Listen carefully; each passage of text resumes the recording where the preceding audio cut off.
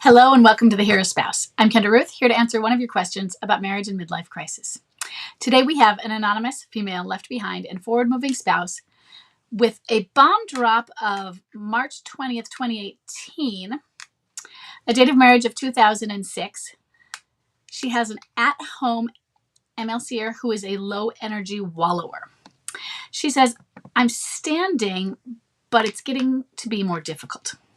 There's been anger throughout, but it seems worse lately. Not usually towards me, but we had an argument over something so insignificant recently. Actually, I was not arguing and he was out of control. At the end, he screamed, I can't stand you, and threw the remote. I walked away and we haven't spoke to each other in 2 days. 2 weeks ago, he said I was the most important person, and now he screams that to me and won't talk to me.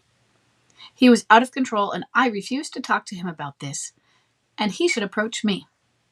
Is this normal at this point?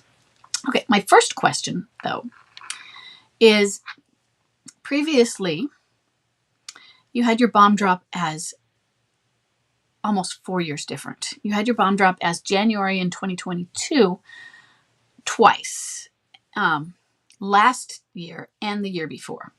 And now you have your bomb drop as March of 2018. And I'm wondering if that is because of the recognition that midlife crisis starts before bomb drop, which we know that midlife crisis starts before bomb drop, but then there's bomb drop. And so we put the date at bomb drop, and then that's when the time clock starts. So I'm wondering, where's the shift? Have you recognized a different bomb drop? And so what the change is in that? Next, because that's a huge difference since that's 4 years right there. Okay. Now, somebody's got to make a difference, right? Right now, it seems like the two of you are at a stalemate in this particular situation that we're dealing with.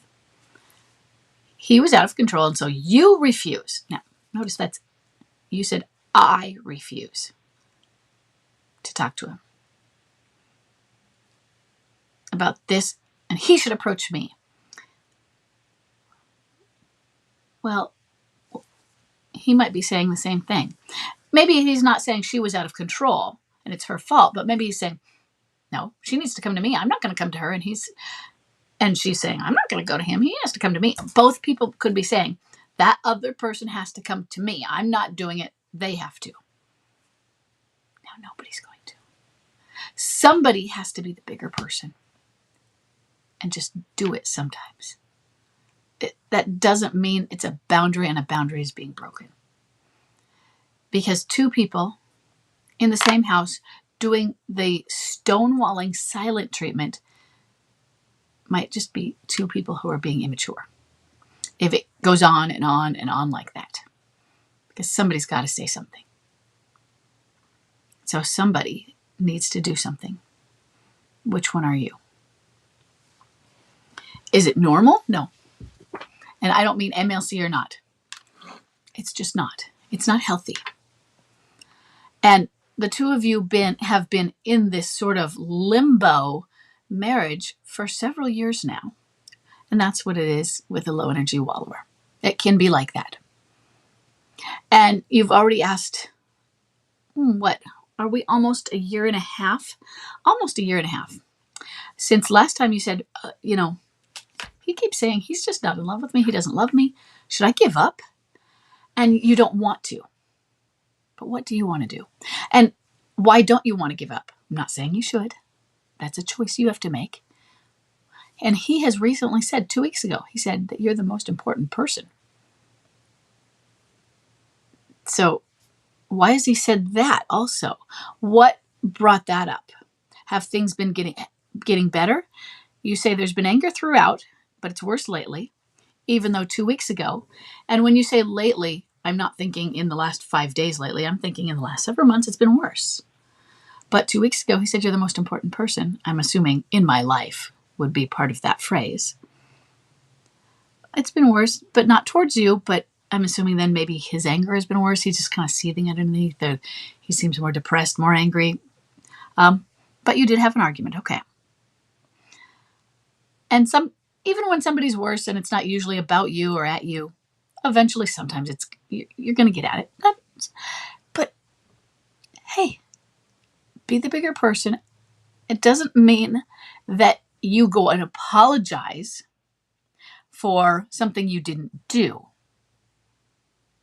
but start talking to him.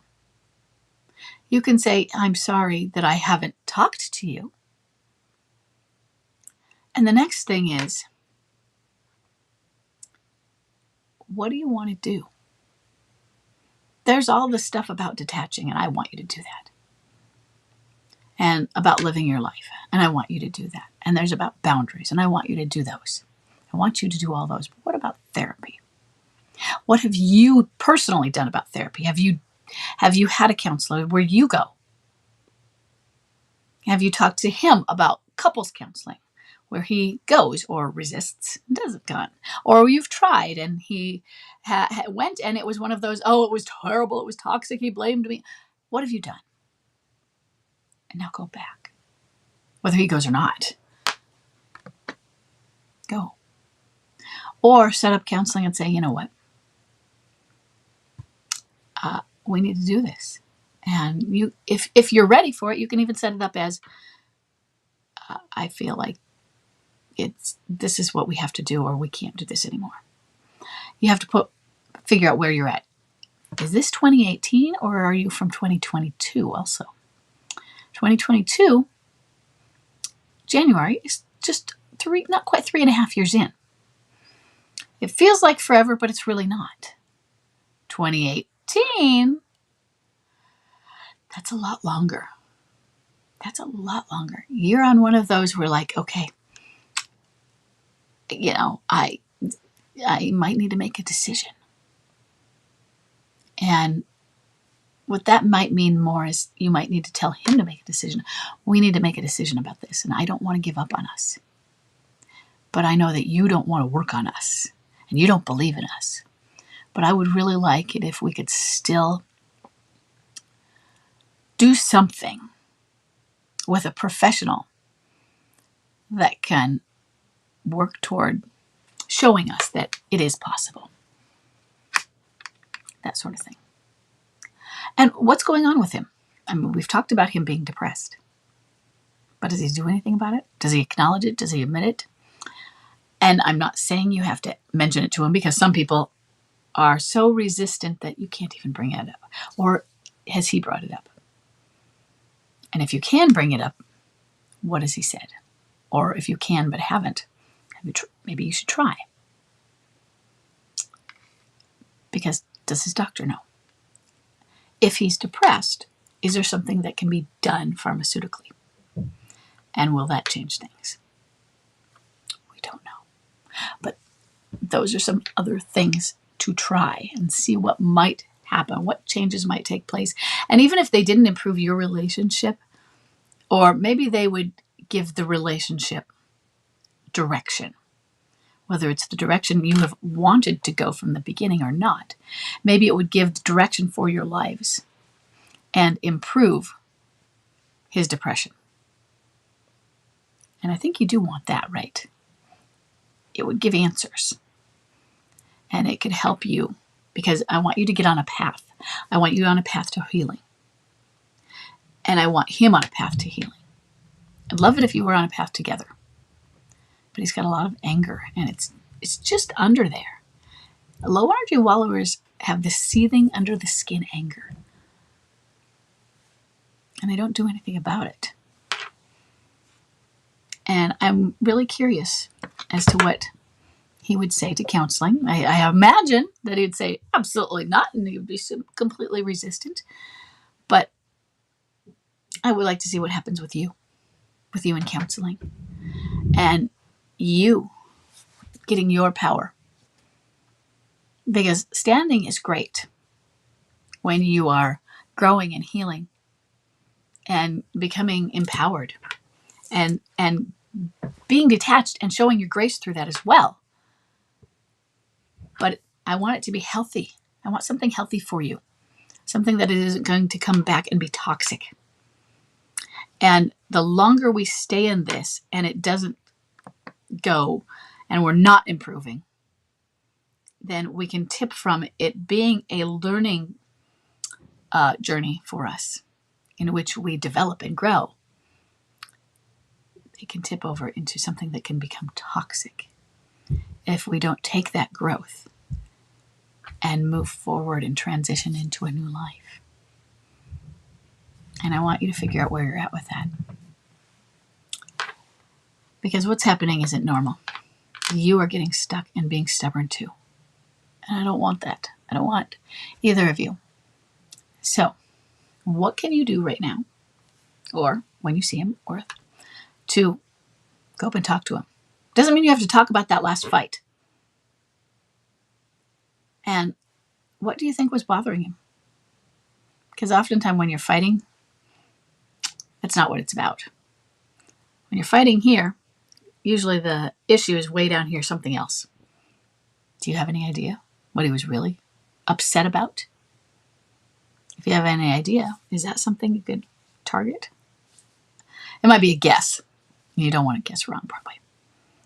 But if you have any idea, maybe that's where you go. Or maybe it's one of those hidden and shameful fears. And you want to tread carefully. But it helps to know and it helps to understand that it's really not about him being upset and throwing the remote. It's not about the words that were used in the argument. Okay? And the silent treatment isn't about you being silent. You're ignoring each other. You're showing your anger at each other. You are communicating through your silence. But what are you communicating? And is this thing that you're communicating by refusing to not be silent, refusing, by insisting on an unspoken agreement to ignore each other? Are you improving their situation? Or are you contributing to making it worse? And I think that should be really help you to answer what you should do. If you're contributing to making it worse, do something different, okay? And do something to help yourself, to empower yourself, to give yourself some grace and some love, okay? So I hope this is helpful to all of you, and I hope that it is especially helpful to you and with your relationship. And I will see everybody in the next question.